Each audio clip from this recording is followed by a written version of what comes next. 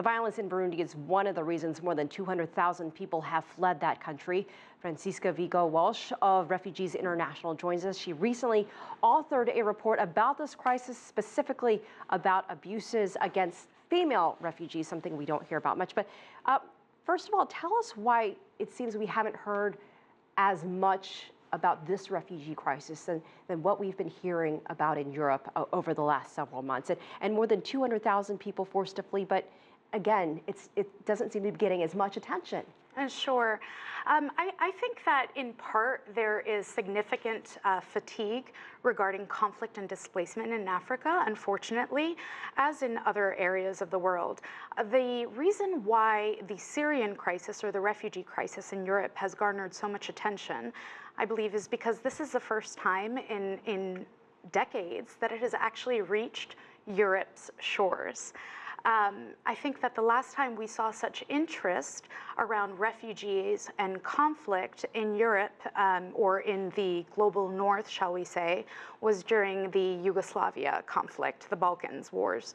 But not to diminish the Syrian crisis and not to diminish what they are currently facing or the challenge that Europe is facing right now, we are talking about 1 million refugees. And as Guy Henderson just mentioned recently, that's 1 million out of an estimated 60 million displaced persons, which is historic.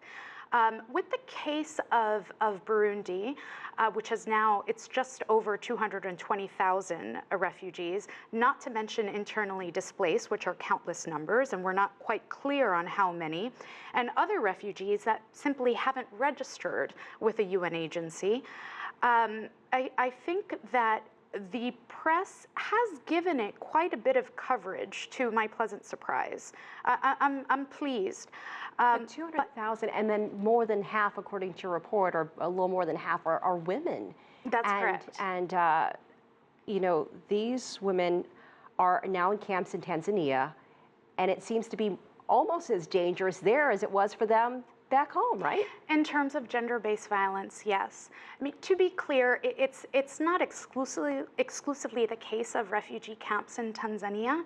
This is a problem worldwide in terms that in the sense that women and girls are consistently disproportionately affected by violence and conflict. To be a bit crass, perhaps, women's bodies are often seen as a battleground or a battlefield. In the case of Tanzania, however, we are particularly disturbed with our findings. When we traveled there, we found that there were clear measures that the humanitarian community could have taken to reduce the risk of gender-based violence.